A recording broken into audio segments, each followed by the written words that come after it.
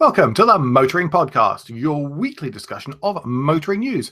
This is episode 111 on Tuesday, the 13th of June, 2017. Hello, I'm Alan.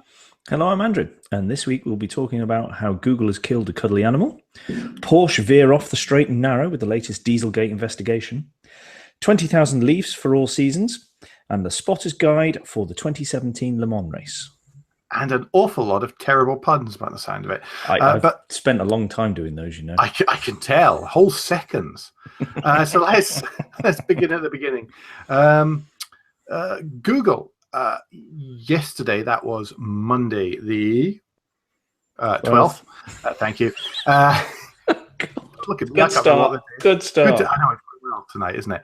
Has announced that it is going to mothball and retire its fleet of, what's the word? Ugly wee koala-faced cars, which were known as Firefly, which were actually properly called Firefly, and that were introduced in 2014. They're saying that the focus now is going to be on integrating their self-driving tech into existing vehicles. What, because building a car is a bit tricky? Have they found that out? Building cars is hard, and it seems that they only got as far as autonomous golf buggy, because these weren't really cars, to be honest. No. But yeah, in a way, you know, everybody slammed it for looking like some kind of weird Japanese puppy dog toy thing, or a koala, indeed, when it was launched. But now people seem kind of sad about it because it seemed to be a bit of a thing, a bit of a statement of intent, really. So yeah, it is an end of it. Well, you guys get end of an era. Yes, it's very grandiose, but yes, it is an end of an era because through the efforts they put in for 10 years or so, they've clearly discovered it is far harder to do autonomous and build a car as opposed to just throw some stuff onto an existing platform, which is what they're doing with the FCA stuff. They are. They're mostly using. Is it Pacificas, isn't it? Yeah, that's right. Yeah, which is the new version of the Town and Country. Okay. Yeah. Sorry, that's me done that one. Okay. Well, I mentioned just before that Porsche have now been dragged into Dieselgate, the latest Dieselgate investigation. We mentioned last week that the A7 and A8s were being investigated because it has been alleged that once the car realized there was certain G-force and steering wheels went beyond a certain degree, that it was no longer on a rolling road, and therefore the emissions produced was changed and how they were controlled. But, of course, it should have realised that Porsche used the same engines in some of their models. So the Porsche Cayenne is now under investigation for the same engine. So it's the V6 diesel, sorry. So that's, again, the German Ministry for Transport are doing that investigation. So if Germany are doing it into a German brand, then they must have serious grounds for thinking this is true. Yeah, this isn't a surprise. This was always going to happen. Yeah. I mean, I feel a bit foolish now that I didn't think to say, well, why isn't Porsche being looked at? You know what? I think it came up before. I really do. I think we have mentioned it in the past. They were done. Maybe it's for the US. That was in the US. But that was a different engine, I'm sure. All right. Was it the? Sure, it was something different. But anyway. So, but it's still. I think it's still controlled by the same Bosch. Yeah, it will. Hugimiflip. You know, the technical terms. Obviously, I'm using now. I think it was the fuel pump controller. I think that's the technical. And something to do with the gearbox, wasn't it? Something to do with the gearbox. Yes. But anyway. So if you want to read more about that, then check out the Autocar article that is linked in the show notes. So let's hear the follow-up, isn't it? No, last little bit. Oh, this is follow-up, isn't it? I couldn't remember if it was or not.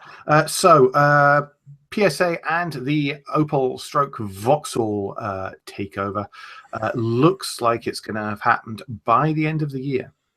One of the first steps in that to supposedly ease negotiation is that Carl Thomas Newman, the head of Opel and Vauxhall, has stepped down from that role.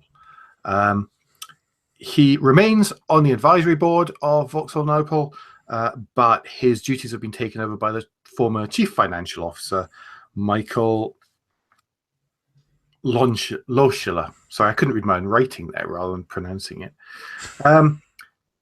It means there's no change in plans. There's no significant change as a result of Carl Thomas stepping down. And indeed, the General Motor president Dan Amann made a generic positive statement about Newman. So obviously, it's on good terms, and it's obviously part of that plan going forward. By good terms, you mean golden handshake? Those sort of good terms. Yes, platitude, as much as you can deal with. Platitude. Thank you very much. Goodbye. Yes, that basically is it. Yeah, it was one of those. Now, someone in HR has written that to be totally non-committal. Yes. Anything. And Opel Vauxhall now will be run by a bean counter.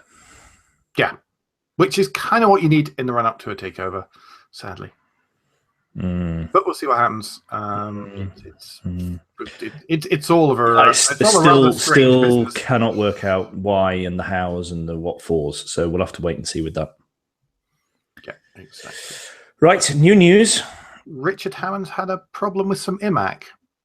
Yes, that's exactly it, Alan. Unless you've been living under a rock, you will be aware that Richard Hammond was involved in an accident in Switzerland, where he was taking part in called a competitive hill climb.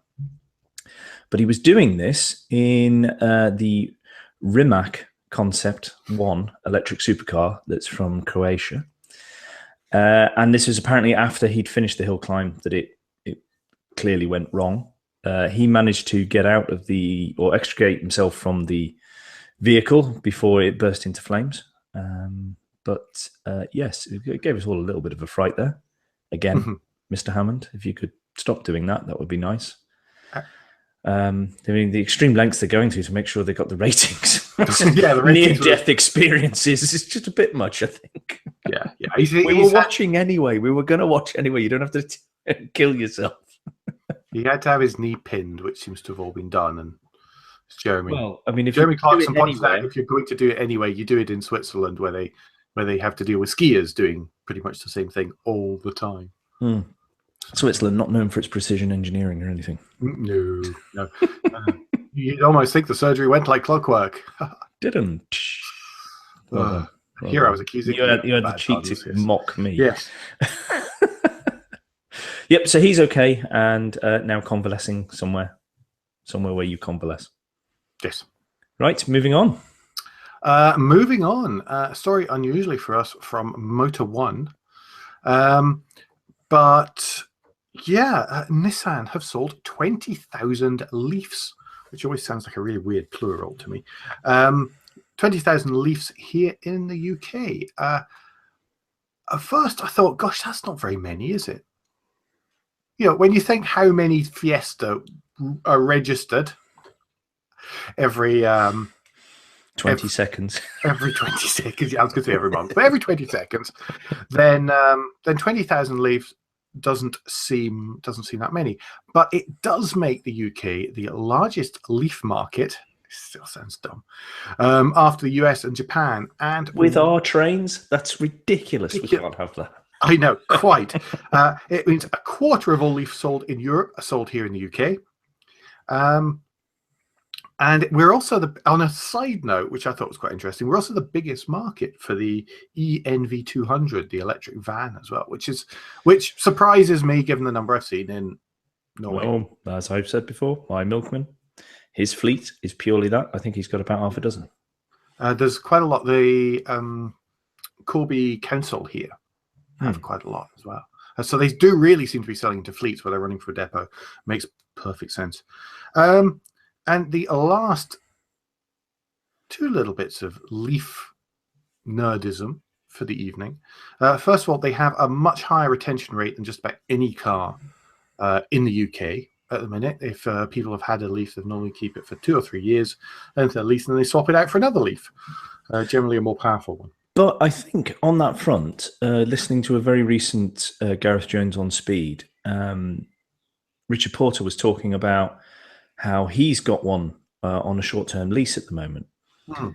And I think they've talked about it in the past, but the electric car offers a level of refinement that we seem to have forgotten that was an aspiration years ago, is we wanted the quiet and we wanted the peaceful. And we don't seem to be looking for that now. I mean, you can't buy an Audi unless it's the one with the ridiculous suspension, and every BMW at the minute seems to have an M badge on it somewhere. Whether it justifies it or not, yes, quite. But yeah, you're right. But it's we seem to be thinking, oh well, sporty, and the exhaust notes of a lot of cars now are being manufactured so that they pump in either through the speakers or they're a little bit artificial to make up for how engines have up to now downsized and that sort of thing. So I think it's offering a different type of driving experience for people that we're not used to. Yes, it continues to amaze me that Rolls-Royce don't have an electric model. I'm sure it's coming. It must come. But yeah, you're quite right. The last but not least nerd number is that 55 Leafs a day are built here in the UK, of course, at Sunderland, which doesn't sound that many. Again, and a lot of batteries. But again, you think 55, that's not many. And then you multiply it by 365 and you work out that it's about 36,000 a year. That's an awful lot of battery material. If I got that right. I'm still slightly paranoid because I did the maths. No, that's right. Yeah, I was right. By 55, yeah. It's about 36,000 a year. If he is in fact incorrect, ladies and gentlemen, I would like to point out. Yes, do.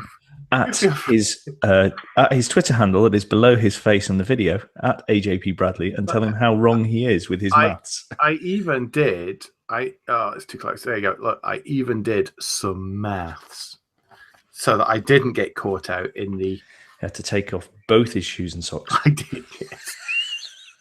That's why I'm not wearing socks. Yes. Right.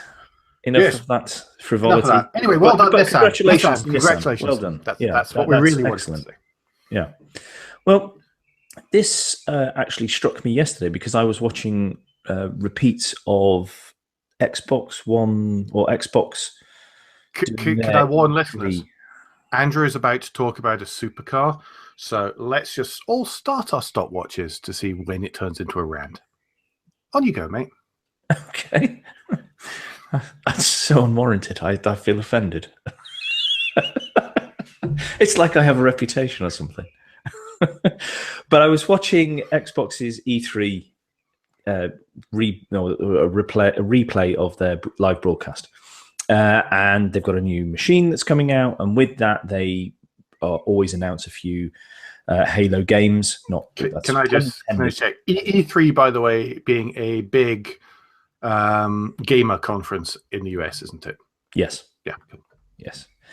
Halo games, and if you like your gaming, that is almost a pun intended.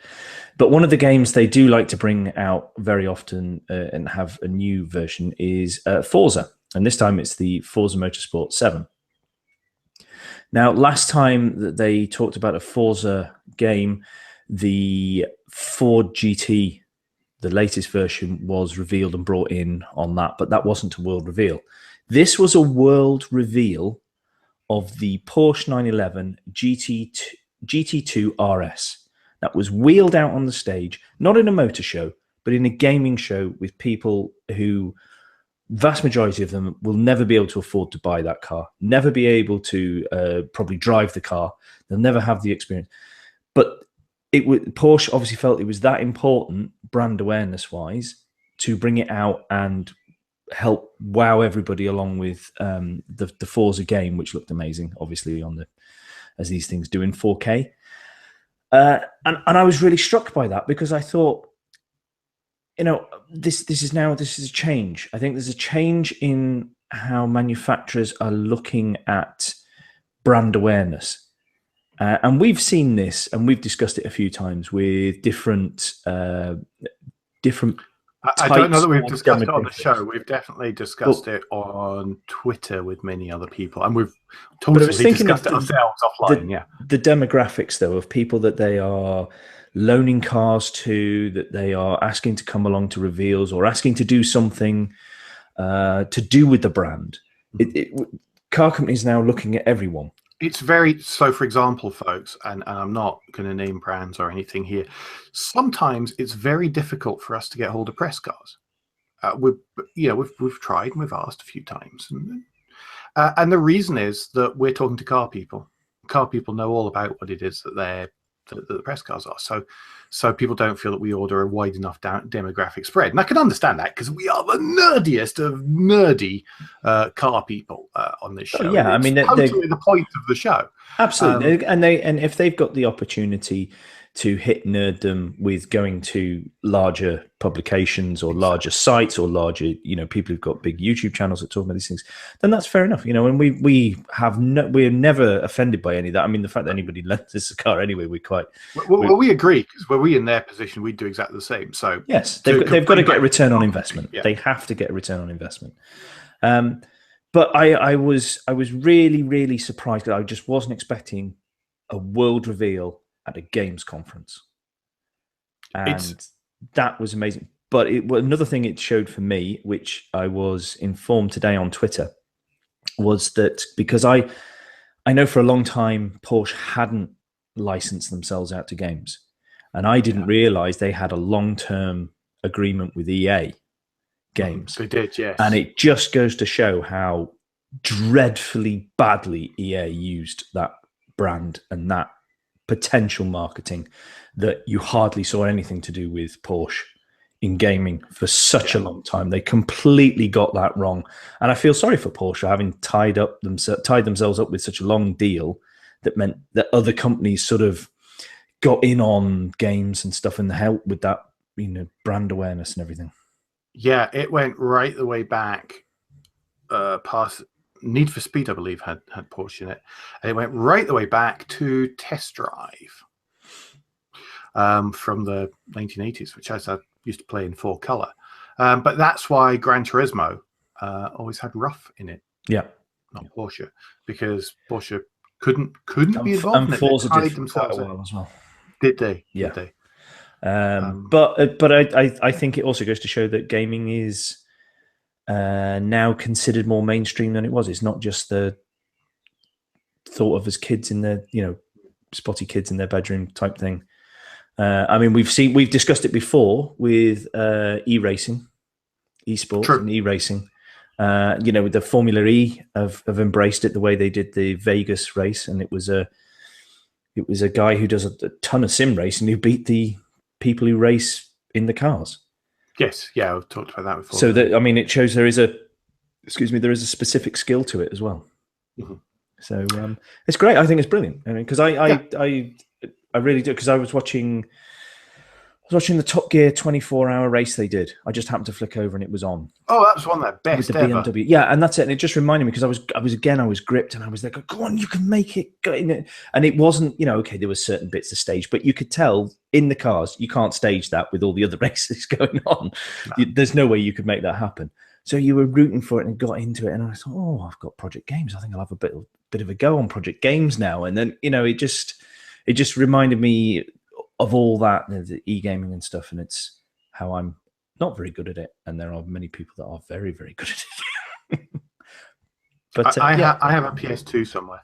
As far as I go, the lack of fine motor control just kills me. If you want to know more about the GT2 RS, though,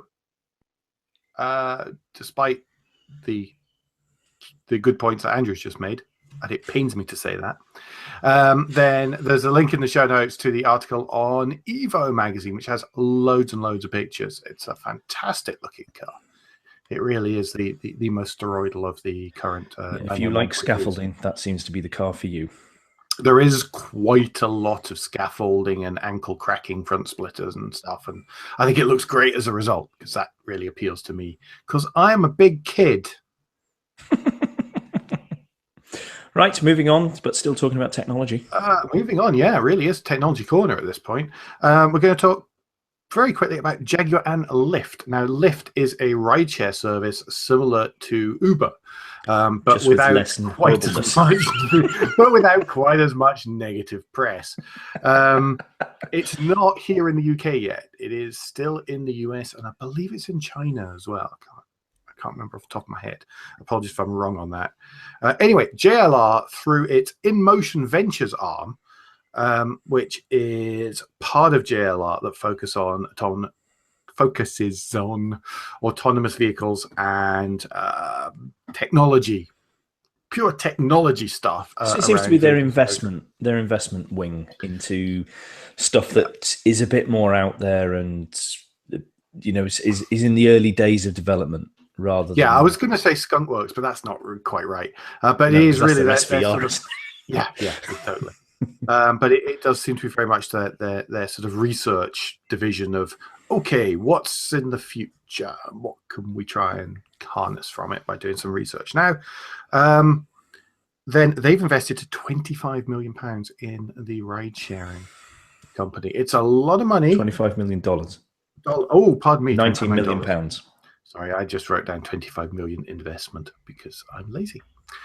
So yeah, £90 million into that. As part of the return for that, it means that the Lyft fleet is more likely to be a Jaguar, to be a Discovery, to be whatever, a Range Rover. £90 million, pardon me. So yeah. So does Lyft, I've never investigated Lyft or Uber. It's not something that appeals to me or is anywhere near me, actually. Living out in the sticks up north that I did. Well, I know there is Uber near here, actually. It does Lyft have levels, sort of like platinum, whatever, because that would seem, if you're going to have the Super B chauffeured around, you'd want the XJ type thing. And that's a very good question. I don't Range Rover actually know. I know that they tend to have pink lights and pink moustachey things on them. I think they used to. I'm not sure they still do. I don't think they do anymore, but they certainly used to. They must do. If JLR are going to be offering their cars, they must do, because us hoi polloi wouldn't be welcomed inside the nice cars. Well, that's unless we're paying extra. No, I don't think that's true. Let me I'm doing some very quick googling because I'm lazy. I'm disorganized. No, you're trying to find an answer. Yeah, I am actually. Sorry, I'm trying to try and see what the Lyft fares are and see if there's a list of them. Yes, they do have different levels. Sorry, I had to make a notional journey within New York City from two addresses I could think of at the top of my head. Yes, they have Line, Lyft, Plus, Lux, and Lux SUV. So, Lux SUV, yeah, I can see how that would go. That's quite a crazy, man. Sorry, maybe I've got the wrong Green Street, because it doesn't show me where my start. Oh, that's my start. You're not in rush hour or anything, are you? Oh, maybe. Sorry, the Lux SUV was $100 to $114 to get from Lower Manhattan to the middle of Central Park. Yeah, but isn't that going to take 3 days? I don't know. It's actually quite far now. With New York. But it's not $100. It's $20 for Line, you see, and 35 to 46 by standard Lyft. Okay. So yes, they do have different tiers. That was the answer to the question. Okay. Yeah, well, that would make more sense than why they're going to be there. Mm-hmm. But also, if Jaguar are going to try and be part of the fleet to get data back on how cars drive and all this sort of stuff, which is what I would presume they are trying to do with the autonomous. Yes. It's going to go to Lyft as well as to them. This information, I presume that's the deal. Then they will want to drive as much as possible. So maybe they're having the Discovery brand as a more standardized, and the XE, The XE yeah. is the baby Jag, isn't it? Yes, it is. So the XE might be doing the non-luxury. Mm-hmm. Well, we'll see. Because sorry, yes, I've let's just see, 'cause digressed into working out their business model. you have similarly, Discovery Sport could also. Yeah, that's what I was saying. The Discovery brand rather than the Range Rover brand. Oh, sorry, I'd stopped listening to you at that point. That's very kind of you to listen that long. Yes, that's what happens to the listeners. Yeah, but let's just see. Right at the minute, it's an investment. There'll be fleets. They're not the only car manufacturer investing in Lyft. So No. yeah. Okay, Alan. If we had a drum roll, this would be the time for drum roll. Big news. Yes, we have a competition. Yep. Competition, everyone. Yes, thanks, Andrew. Yeah. So we do have a competition. We've been warning you about this. We have, with thanks to Infinity, they have donated us a pair of tickets for the Goodwood Moving Motor Show. And I was all organised and did have them to hand, and now I put stuff on top. So there they are. Look. Tickets to the Goodwood Moving Motor Show on Thursday, the 29th of June, as well as the chance for you to drive the world-famous hill climb in a 405 brake horsepower Infinity Q60 3-litre twin turbo. I cannot express my jealousy over both those things, by the way, enough. I cannot express it enough. Yeah, what a shame you can't make it. So there's an added bonus. An Infinity 60 3-litre turbo up the hill at Goodwood that day, which Andrew won't be. However, you could be. You could be. Shall I live stream it, mate, so you can enjoy it from wherever you are? Could you Periscope it, please? I will Periscope it. No. I'll do it Facebook Live. Oh, okay. Now we're being nasty. I will try and in all seriousness, I will try and Periscope. I'll see how I get on. Anyway, for your chance to drive up the hill climb in a 405 brake horsepower Infinity Q60 3-litre, you simply have to email the answer to the question I'm about to give to motoringpodcast@gmail.com. Before midnight this Saturday. That is the 17th of June, folks. If it's after the 17th of June, I'm sorry, you're too late. But I need time to post these to you. I'll then get in touch with the winner via email so I can post the tickets as soon as possible. So you need to answer the question I'm about to give. You need to email it to motoringpodcast@gmail.com before midnight on the Saturday, the 17th of June. And then we'll post the tickets out to you. Here's the question, and I'll repeat it a second time. For which Formula One race team is Infinity the technical partner? Okay. I'm not supposed to answer that now, am I? No, you're not supposed to answer that. Okay, I won't then. You I'm disqualified. You're disqualified, or because I do have a ticket. What is it? The small print. Do you know anyone involved in the organisation? Andrew, you're not allowed to enter. Okay, I won't enter them. Okay. Anyway, the question: for which Formula One race team is Infinity the technical partner? Okay. I'll repeat it at the very end of the show. I'll try and remember to do that. Can you remind people how are you selecting? Is it the first person in? Is it what's are you randomly selecting after I am. The reason time? I'd thought about doing it first person in, but that's kind of tricky.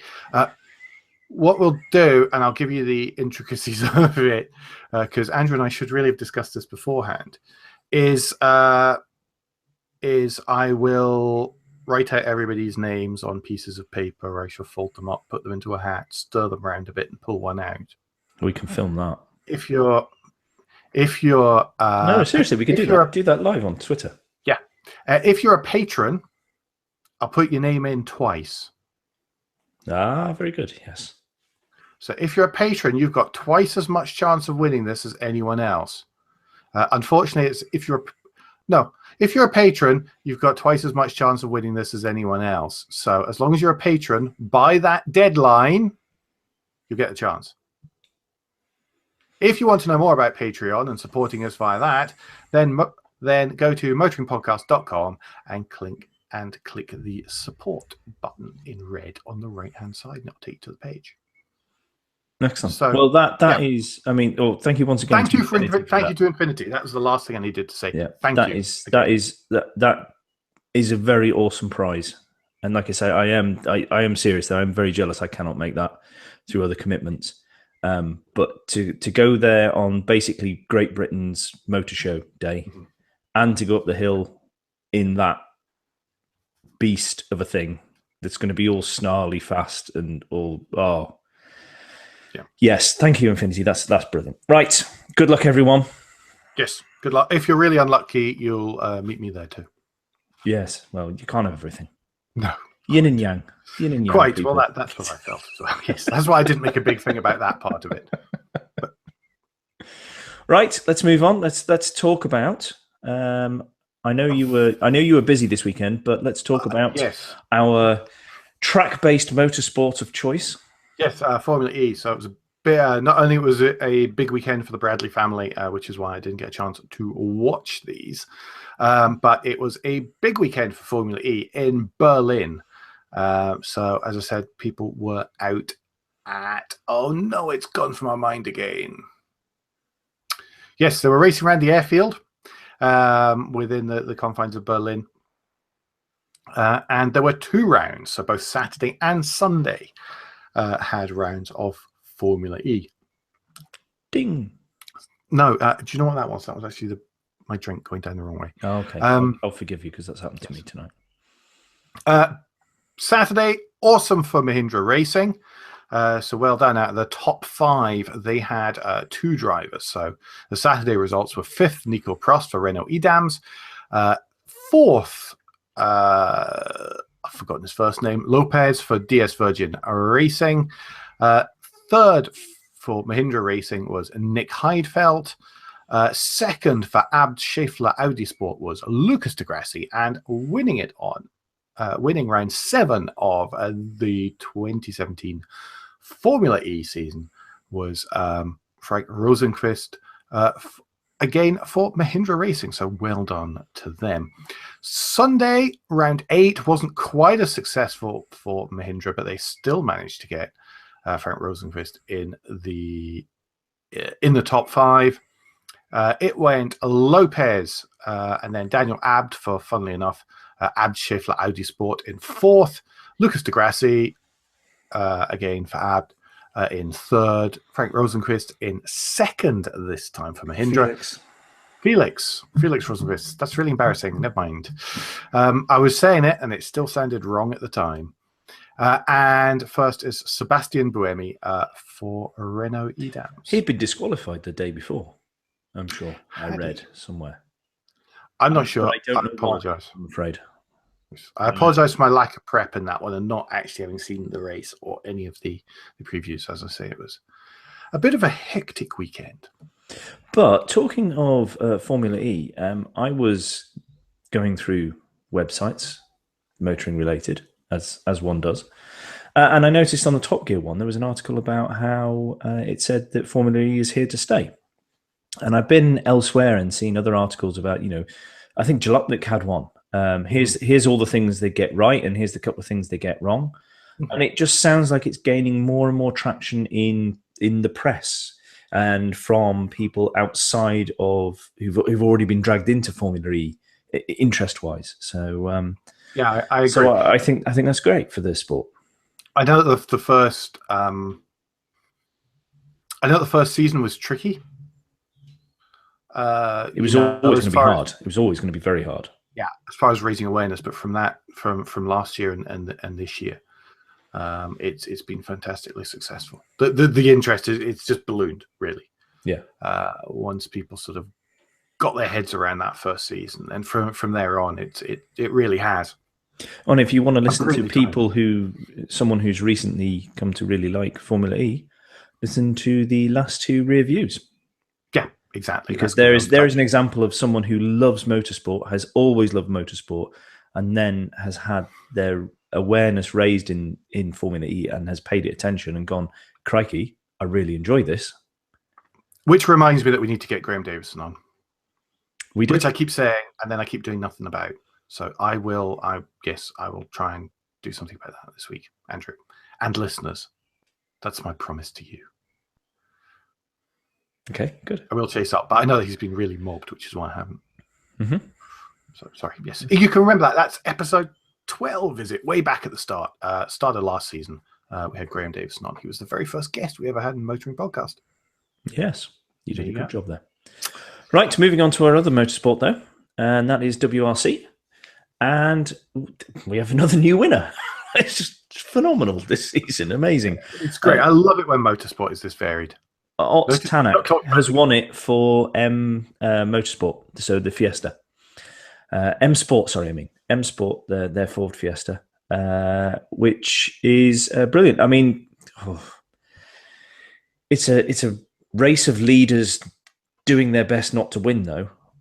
Meek was winning, or leading. Sorry, winning. God, he was leading and then had made a mistake, and that was the end of his race. We had Padden was leading, and then he was leading for quite a while, and then he had a mistake, and that was that. And then Tanak took over, and he just kept going and ended up winning the race, which was brilliant. That's his first win for M Sport, and that's great. And Toyota with Latvala was second, and then they had Neuville for Hyundai was third. So again, we've got a full podium with a mix of cars. Again, they're all relatively close together. But the weekend got even worse for Chris Meek. Even worse than crashing out when you're leading the race. Citroen announced that he has been sidelined for Rally of Portugal. Yeah, that's not looking great, is it? No. And as someone who's recently come back to the sport and has not been following it for years in depth, so a relative outsider, I'm not that surprised, really, considering his win. He nearly messed that up as well by going off. It's constant mistakes. I know there's clearly something not right with the Citroens. We can see that because they're not up the top end as much as they should be. But he has made little mistakes that have had major consequences all along. Right. And he's generally not got away with them, basically, where others have been a bit luckier, perhaps. But I don't believe in luck. And, you've got to point the finger somewhere. And I think most of it is on his shoulder, which I think he generally, having looked at interviews and stuff, and he's sort of taken those on the chin. But at some point, the paymasters go, right, enough's enough. The however many races are we in now, 6 or 7 races in. And so go, right, we're a bit bored of fixing this car in the middle of the race all the time. Yes, but that must get a bit tiring.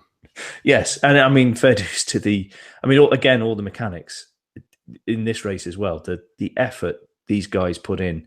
And it's great. Again, I'm going to go on about the camera work and the filming, that we get to see when a car comes in, how they swarm all over it and sort of make this destroyed thing become a car again that they can put out even in the WRC2 just to get mileage and testing in. So hopefully Meek can come back from this, because he's really is quick. I mean, he's shown he's quick, but he just needs to iron out. Quick when he's not crashing it. Yes, iron out these little mistakes, says I, having never rallied, sat on my couch watching it going, don't want to do that. I fully acknowledge that, by the way, everyone. Right, let's move on. Yes. Let's go to Designer's Mood Board. Oh, hang on. I have to speak for that to appear on camera. There we go. Designer's Mood Board. That is so getting cut from the audio version.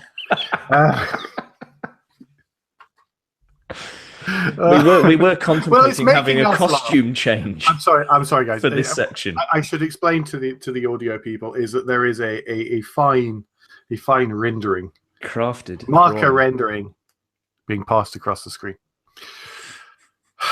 That's so much funnier than the news we have. Anyway, just quickly, the news from Designers Mood Board this time around is that Frank Stevenson has left McLaren.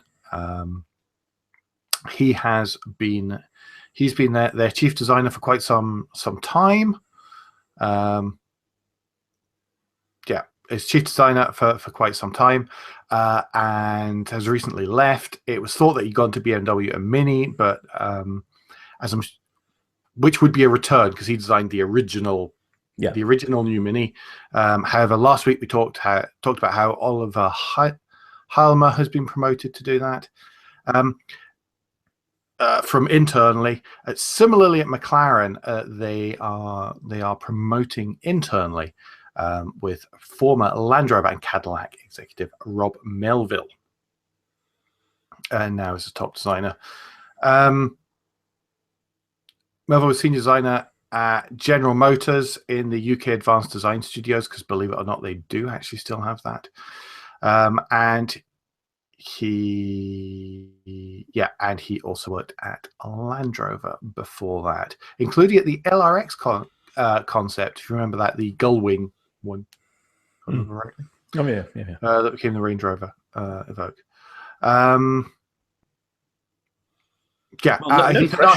He's an RCA graduate as well, Royal College of Art graduate, as opposed to a Coventry one, as far as I'm aware or can tell here. So good luck to you. So yes, no pressure. No pressure at all. Because he's got to come out with how many cars in the next 20 minutes or so? He's got many, but I'm sure that quite a lot of those are already pretty much. But he must have had considering he's internal, he must have had a big hand in a lot of those, if not all of those, up to now. Yeah, I'd be amazed if there's a sudden and drastic change of design direction there. No, I mean it would be interesting to chat to him to see how closely the designer talks or is in conversation with the engineers, particularly about aerodynamics and stuff like that. Yeah, I remember that for the McLaren F1, if you've ever read the book, name of which escapes me, which I have on the shelf downstairs, about the design and conception, then at the time, Gordon Murray and Peter Stevens worked very, very closely together. And I think that, judging by the way that the McLaren design direction has gone ever since, then that has continued. That's been one of their key things. Is to seems to be quite a marriage of form and function, if we're talking designery waffle. But it does seem that they managed to mix them quite nicely together, where it's you don't go, well, God, that's pig ugly, but it's got a wonderful coefficient. And you don't go, well, that looks wonderful. However, round the corners, it's going to kill you. Yeah, there's still a language. It doesn't look like some of the low volume, like possibly 3 or 4 manufacturer ones that you see at Geneva each year. Whereas it also doesn't look like a Ferrari. It's not a Ferrari, and that must be one of their key design statements at the start. It must not look Italian. Yeah, it's a bit like right. Yes. Moving away from the designer's mood board. Yeah, we've got a pair of lists of the week this week. List of the weeks. Well, I had a moan about a dreadful list I saw that I'm not going to name. I'm not going to shame them, but they need shaming. Did we find out where that came from? Yes, I know where that came from. It was in news press. It was an official press release. Oh, okay. Oh, well, I didn't read that one then. Which was very poor. Anyway, moving on to better lists of the week. And when I selected this list of the week, I didn't realise it was from almost contributor Gavin Braithwaite-Smith until I was well into this. But this is the best and worst car makers for customer service. And this is on the back end, or the results of JD Power has published their annual customer service index. And this is based on drivers who registered a new vehicle between February 2014 and April 2016. So there's over 1,000. You can be given over 1,000 for overall satisfaction. And we're going the list, which you will be able to find in the show notes from Motoring Research, starts with the least goodest Yeah, I don't. There's And 22 moves. things. Well, I'm actually a bit surprised in some of the positioning here. I Shall am we? not surprised with who is last. No, so there's 22. There are 22 manufacturers I'm not going to go through them all. in this. We're not going to go through them all. There's 22 But I manufacturers. will mention a few. I will mention a few. I'm surprised at Volkswagen being 20th. How's about that? Yes. Now I wonder with that one whether, and I asked you the question before we went live, but I wonder whether that is a result of Dieselgate and people's opinions on fixes and them not fixing, and how the general reaction has been from perceived in the mainstream press, at least, over Volkswagen's reaction to calls for recompense and things like that, which we are still waiting for anyone to actually win a case on. Is it worth mentioning, by the way, that the overall scores this year have generally increased compared to last year? No, that's worth mentioning. That's point mentioning that, but you have no. It is a good point. So overall, it has perceived, or not even perceived, but the customer service level has improved overall, which is good to see. Yeah. So the reason that I point that out is that last year Kia was 5th with 765 points in this. This year it's increased its point score to 769, but it's 13th equal. Yeah. So there has been a drastic improvement overall from many brands. A lot of the ones in that bottom half, you'd mostly expect to be there. Would you agree with that statement? Many of them are the kind of brands. There's three I wouldn't have. There's three I wouldn't have. Volkswagen, Nissan, and Seat, I would not have expected in the bottom half. Yeah, I'll give you that. Most of the rest of the bottom half are the kind of brands that are generally represented by very large dealer groups. Yes, particularly in Scotland. Yes. But if we move into the top half, but the top half, so 11th, it's worth mentioning. Vauxhall top half. It used to be that they used to be right at the bottom of these surveys, right down at the bottom. Well, last year they were. Bottom. Oh, they were, weren't they? Yeah, 22nd, 2016, and now it's just outside the top 10. So, congratulations. Good work, people. Yes. Who else is up there? Mini. I'm surprised Mini is as low as 8th. Okay. Well, it is when you consider that it generally shares its premises with 4th place BMW. Yeah, and it's the same engineers generally. Totally. Volvo have done a great one from last year. They've done a massive increase. They are now 6th. They were 17th last year, so well done, Volvo. Do we think that is something to do with the new models that have come out, though? Well, this is people who have bought their car. Oh, no, it's 2014 to 2016, isn't it? Yeah, 2014 to 2016. So obviously something's been changed. Yeah, okay. Yeah. 5th was Toyota. 4th was BMW.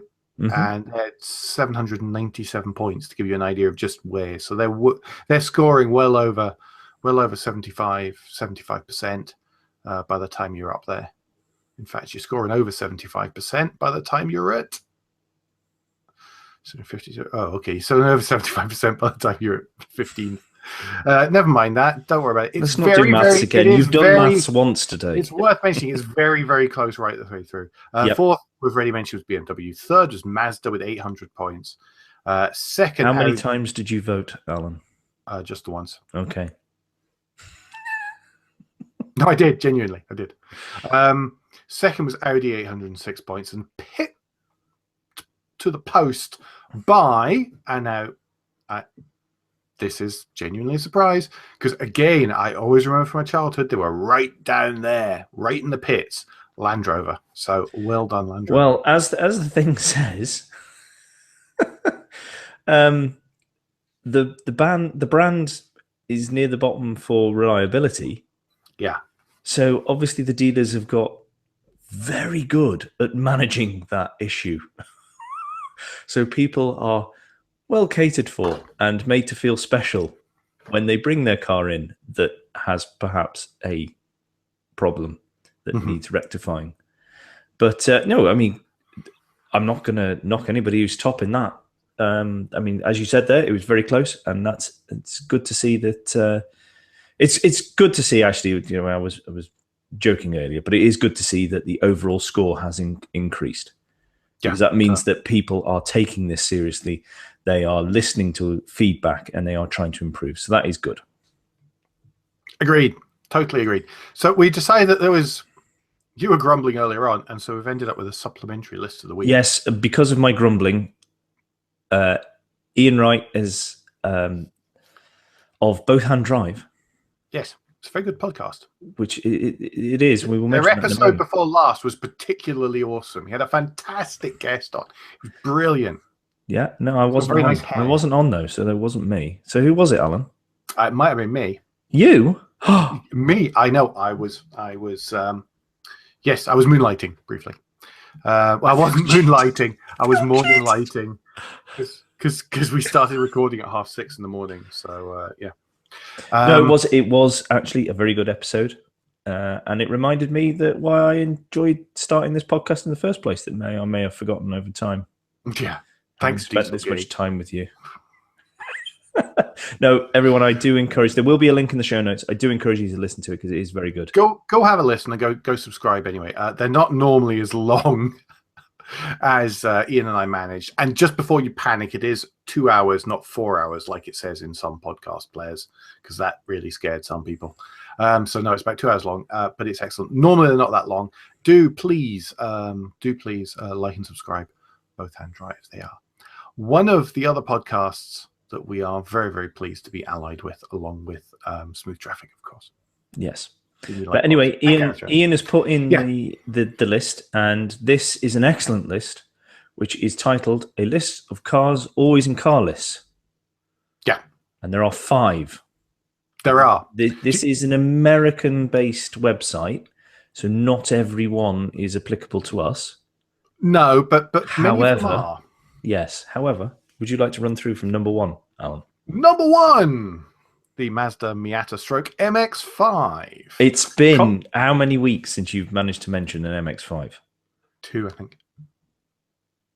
Yeah, because there's a special edition coming out where you do mention an MX-5. There is. But only because I didn't drive it. Yes. So anyway, Mazda Miata and MX-5 most commonly found in lists that feature the words enthusiast and under X $1,000/pounds. Yeah, there you go. If you don't have that in a list, then everybody complains that you should have included it. And if you do include it in the list, then everybody complains that you've taken the easy route out by including the MX-5 and Miata. Next up, number 2 is the Pontiac Aztek. Now, for those of us here in the UK, we can pretty much always replace Pontiac Aztek with Austin Allegro. I mean, they hold the same kind of place in people's affections. Generally, people who bought them loved them, and people who didn't buy them hated them. So they are just too easy to make fun of. Number 3 is a Fox Body Mustang. I haven't worked out what the equivalent is here, but it's probably the Ford Capri. Again, you can pick it up for cheaply. It is tunable and all that kind of fun thing. Number 4, Honda Civic. Super reliable, cheap to maintain, and of course, because not every version is sold here or in the US, it can always get included in many JDM lists. So it's a cracker for those, and they're cheap to run too, and reliable. Yes. And last but not least on the list is the Nissan GTR. It says fanboy car to top the list of fanboy cars. Yeah, Fast and Furious tastic. You can shoehorn it into almost any list anywhere ever. So yeah, I've skimmed through that, not included all of Ian's far wittier than I rating. So please go have a look, and as I say, subscribe to Both Hand Drive podcast. That's a $5 you owe me, Ian. He's never coming back to Britain. I think no, I know. He's wishful. But if you ever go out there, Yeah. he could maybe You not owe me, shoot you you. owe me a weak fizzy beer. Yes. It's never going to invite me back now. No, it was great fun. Right. I think we're. Oh, brilliant. Okay, so we've lost Andrew, and he probably doesn't know he's lost us. But what we're going to round off with this week's, and finally, is a Le Mans Spotter's Guide. Yeah, supported by Radio Le Mans, Daily Sports Car, all the things you need for Le Mans this weekend. So you can get it and you can print it off from spottersguides.com. There'll be a link in the show notes. But yeah, don't forget, it's Le Mans all weekend. Many people making their way down there already, so that they can do that. It's a 3-page PDF for printing off. And it looks like it has all the stuff that you'd possibly need. It's a cracker. Well found, Andrew. Thank you. My pleasure. And that really is it this week. Before I go, I said that I would read out the question one more time. So just quickly, for a pair of tickets to the Goodwood Movie Motor Show on Thursday, the 29th of June, as well as the chance to drive the famous hill climb in a 405 brake horsepower Infiniti Q60. So that's 2 tickets for it, or a ticket for the event and a ticket for the hill climb? You're making this complicated. It is 2 tickets for the event. Okay.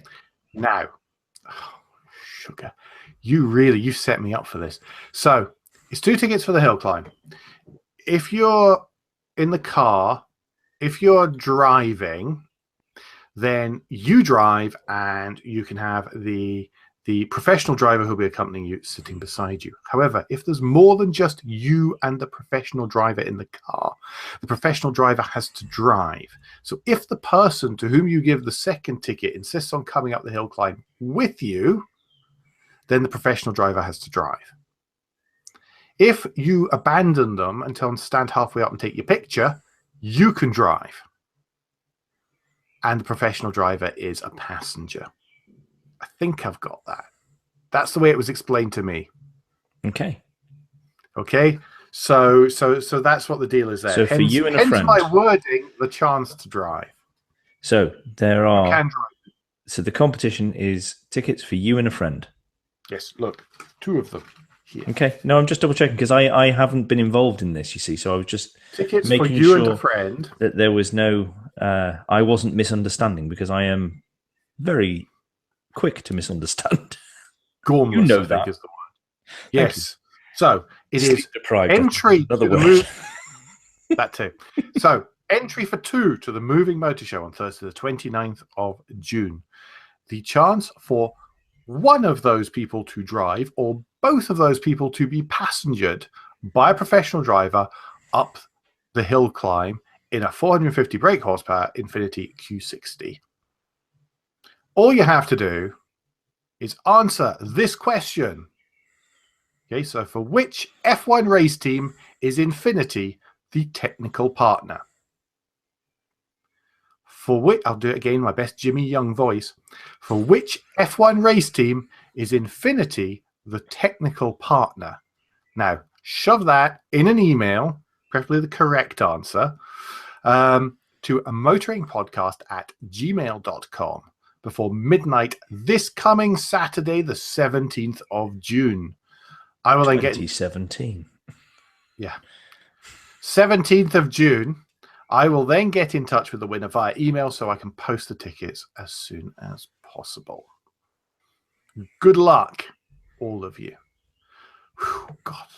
And thank you once again to Infiniti for that. And thank you once again to Infiniti for that. I was about to say, I don't know if we can do these very often. I'm not sure I can take the stress, to be honest. No, good luck, everyone.